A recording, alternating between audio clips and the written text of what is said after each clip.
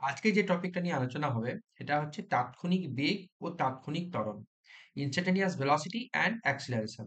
ফার্স্টে আসি ভেলোসিটি কি? Velocity equal to displacement by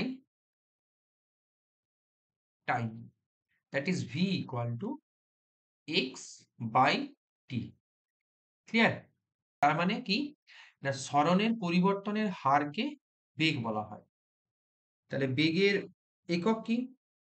বেগের ইউনিট হচ্ছে meter per second for SI and centimeter per second for CGS.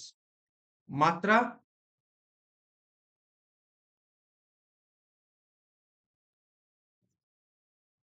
L T to the power -1. ওকে, তো এটা তো গেল ভেলোসিটির বেসিক পার্ট। কিন্তু যদি বলি তাৎক্ষণিক বেগ কি, ওটা একটু আলাদা হয়। সাপোজ A টু B কোনো একটা বডি ট্রাভেল করছে, তো তার যখন A থেকে সে স্টার্ট হলো, সাপোজ স্টার্টিং পয়েন্টে এটা আমি P দিলাম, এই পয়েন্টটাকে Q, এটা R আর এটা S। তো পি পয়েন্টে সাপোজ ভেলোসিটি ভিপি, কিউ পয়েন্টে ভিকিউ, আর পয়েন্টে VR and S point B পয়েন্টে ভিএস। এই চারটে এই চারটে পয়েন্টে চারটে velocity and they all not equal to each other. কারোর সাথে কোনোটাই ইকুয়াল নয়।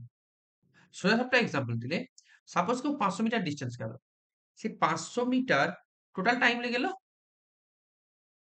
টোটাল টাইম লাগলো 100 সেকেন্ড। তাহলে ভেলোসিটি কথা বললাম 5 meter per second. But actually এটা কি হয়? কখনো কোনো body 5 meter per second constant ভেলোসিটিতে যেতে পারে? যেতে পারে না। বারবার ভেলোসিটি ভ্যারি করে। কখনো ম্যাক্সিমাম হয়, কখনো কম হয়, কখনো সাপোজ সেটা 2 মিটার পার সেকেন্ডে যাচ্ছে, কখনো 7 মিটার পার সেকেন্ডে যাচ্ছে, কখনো 10 মিটার পার সেকেন্ডে যাচ্ছে। বাট এভারেজ যখন নিয়ে নিলাম, এদের এভারেজ যখন নিচ্ছি, তখন আমি বলছি যে total distance by total time equal to 5 meter per second. আর ইনস্ট্যান্টেনিয়াস ভেলোসিটি কি? এটা খুব কম সময়ের ব্যবধানে তার ভেলোসিটি কত। একটা বডি যদি ইচ অ্যান্ড এভরি মোমেন্টে তার ভেলোসিটি চেঞ্জ করে, কি বললাম, একটা বডি যদি তার ইচ অ্যান্ড এভরি মোমেন্টে ভেলোসিটি চেঞ্জ করে, তাহলে একটা ছোট্ট গ্যাপে, যে দুটো গ্যাপের মধ্যে, আমি আরেকটু বলছি, 1 মিনিট।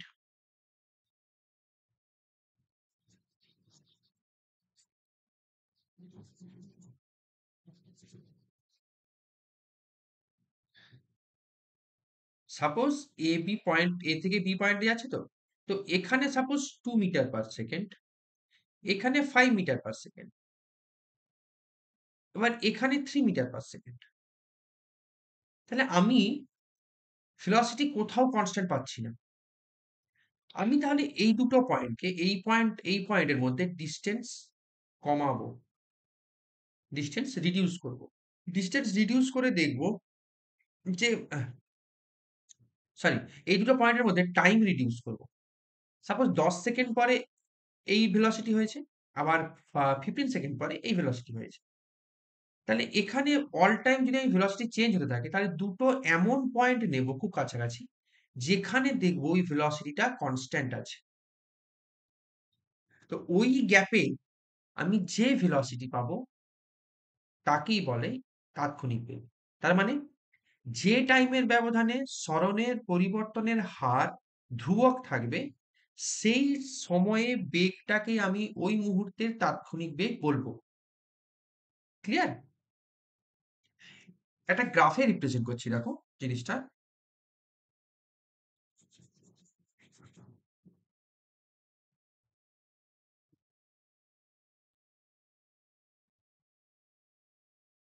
এখানে দুটো যে কোনো পয়েন্ট নিচ্ছি, এক্সটি গ্রাফ। এক্সটি গ্রাফে এ পয়েন্ট, বি পয়েন্ট, এখান থেকে এটা ডিস্টেন্স ধরলাম টি ওয়ান, আর এটা ধরলাম এক্স ওয়ান।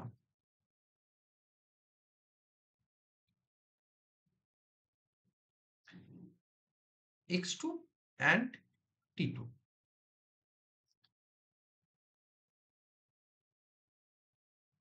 তাহলে যেহেতু এটা একটা স্কেলার ভেক্টর কোয়ান্টিটি, তো দুটো পয়েন্টে এর ডাইরেকশন দুরকম হবে।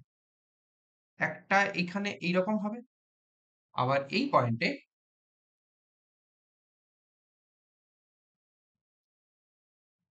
ভেলোসিটি ডাইরেকশনটা এইরকম হবে, মানে ট্যানজেন্ট ডাইরেকশন আরকি। এই পার্টটাকে আমি ডেল এক্স ধরলাম, আর এই পার্টটাকে ডেল টি ধরলাম। তাহলে আমি ভেলোসিটির ফর্মুলা কি জানি? Velocity V equal to change in displacement বা সরণের পরিবর্তন বাই চেঞ্জ ইন টাইম। দুটো পয়েন্টের মধ্যে আমি এই পয়েন্টটার নাম দিলাম সাপোজ এ পয়েন্ট, আর এই পয়েন্টের নাম দিলাম B point.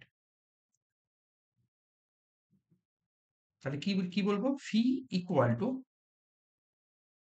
x2 minus x1 by t2 minus t1।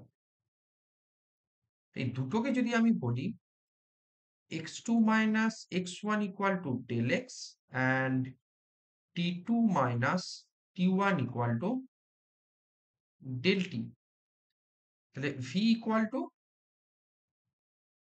del x by del t।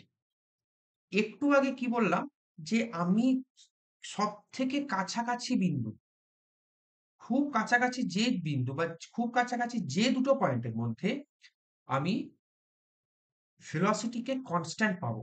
তাহলে আমি এটা করার জন্য কি করব? না এই যে দুটো টাইমের গ্যাপকে, মানে del t কে একদম ধরো এখানে পয়েন্ট আছে, আমি একটু এখানে পয়েন্ট আছে। এই পয়েন্ট আর এই পয়েন্টের মধ্যে আমি যখন দেখছি, তখন দেখছি ভেলোসিটি চেঞ্জ হচ্ছে। তখন আমি কি করলাম? না টাইম গ্যাপটাকে রিডিউস করতে শুরু করলাম। তাহলে এই পয়েন্ট আর এই পয়েন্ট, এই দুটো পয়েন্ট কি হবে? আস্তে, আস্তে ক্লোজ হতে শুরু করবে। তার মানে কি? না A টেন্ডস টু B